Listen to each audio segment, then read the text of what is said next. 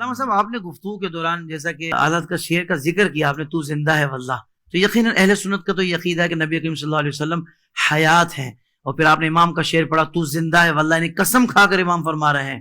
تو حضرت یہ ارشاد فرمایا کہ اگر تو نبی زندہ ہیں اور یقیناً ہیں تو زندہ کو تو کوئی دفن نہیں کرتا۔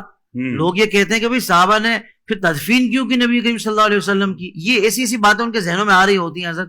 پہلے تو ان کے آنا پر مجھے حیرت ہو رہی ہے کہ ایسی باتیں ذہنوں میں آ رہی ہیں وہ بھی اپنے نبی کے لیے، اب آ ہی گئی ہے تو میں چاہوں گا کہ جواب بھی دے کر ان کی تسلی کر دیں۔ میں نے ماشاءاللہ اس لیے کہا کہ حافظ طاہر بھی ماشاءاللہ اتنا ذہین و فتین بندہ ہے کہ یہ بال کی کھال اتارتا ہے۔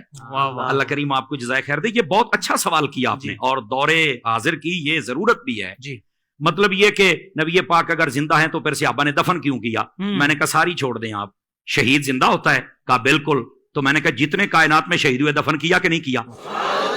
اس کا جواب دو مجھے، قرآن مجید دو جواب۔ قرآن مجید ہے نا، قرآن سے جواب دے دیا میں نے قرآن سے جواب۔ اب کوئی میدان میں نکل کے بات کریں، خدا کا خوف کرو یار، کیا کر رہے ہو تم لوگ؟ یعنی اتنا بغض کہ نبی پاک کے بارے میں یہ سارے سوالات کیے جا رہے، حالانکہ شہید کا رتبہ کم ہے اور نبی کا زیادہ ہے۔ تو جب کم رتبے والا زندہ ہے تو جس کا سب نبیوں سے بھی زیادہ ہے، پھر وہ کیوں نہیں زندہ ہے؟ سمجھ آ رہی میری بات کی؟ اچھا دوسری بات، میں نے کہا یہ میں تمہارا شوق پورا کر دیتا ہوں کہ تم کہتے ہو کہ زندہ تھے تو پھر دفن کیوں کیا؟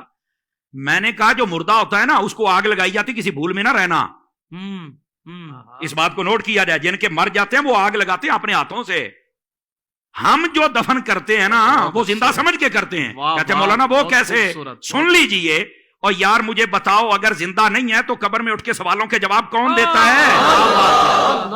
بتاؤ نا مجھے۔ یہ صرف اتنی دیر تک ہی موت کا حکم ہے کہ جب تک سانسیں باندھے ہم نے قبر کے سپرد نہیں کر دیا، اللہ کی رحمت کے سپرد نہیں کر دیا۔ اس نے یہ جہان بدلنا ہے، برزخی دنیا میں جانا ہے، سمجھ آ رہی ہے؟ اور اس کو کہتے ہیں برزخی حیات، یہ بھی میں آسانی کر دوں۔ بہت اچھے، سمجھ آ رہی میری بات کی؟ لیکن یہ کہنا کہ زندہ کو دفن کو نہیں کرتا، یہ تمہیں کس نے کہا ہے؟ میں ایک یہ جو دیہاتی لوگ ہمیں سن رہے ہوتے ہیں تو میں ان کی ایک مثال دے دیتا ہوں، شاید کسی کے کونے کھانچے میں بیٹھ جائے۔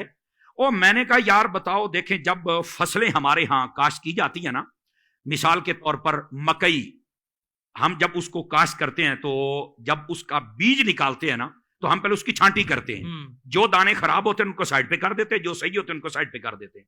خراب دانوں کو ہماری بولی میں کہتے ہیں مرے مرے نے، تو کہتے ہیں مریا نو سٹ دے ہو، انہاں نو پورن دا کی فائدہ ہے؟ آ جڑے چنگے نے انہاں نو پورو، کچھ نکلے گا تے صحیح نا۔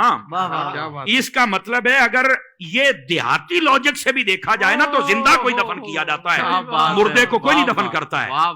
سائنس سے لے کر دیہات، اور دیہات سے سائنس نے ہر زاویے سے ہم نے سمجھا دیا۔ دیکھیں نا ہم نے قرآن سے بات شروع کی ہے نا، ہم دائیں بائیں تو جا ہی نہیں سکتے۔ کیا کہنے ہیں۔ اور پھر یہ بھی ایک ویسے بھی بڑی عجیب و غریب، وہاں کیسے زندہ ہر طرف سے بند ہے؟ تو میں ان سے سادہ سوال کر لیتا ہوں، میں نے کہا بتاؤ یہ جو چوزا ہوتا ہے یہ انڈے سے 21 دن کے بعد نکلتا ہے؟ کہا بالکل۔ تو میں نے کہا بتاؤ یہ 21 دنوں تک کون سا سوراخ ہوتا ہے جہاں سے کوئی ہوا شوا جاتی ہے، کاربن ڈائی آکسائڈ جاتی ہے، کہاں سے آکسیجن جاتی ہے؟ تو کہتا نہیں یار تو مردہ نکلتا ہے، کہانی زندہ نکلتا ہے، کیسے زندہ رہا؟ کہتا یہ تو نہیں پتا۔ تو میں نے کہا پتا ہوتا تو سنی نہ ہوتا، پتا ہوتا تو سنی نہ ہوتا۔ بھئی جو رب ایک چوزے کے لیے سب انتظام کر سکتا ہے وہ مدینے کے تاجدار کے لیے نہیں کر سکتا۔ وہ زندہ ہیں، زندگی کی تمہیں سمجھ آئی تو ایک الگ بات ہے۔ تو زندہ ہے واللہ، تو زندہ ہے واللہ، میرے چشم عالم سے چھپ جانا۔ سبحان اللہ، سبحان اللہ۔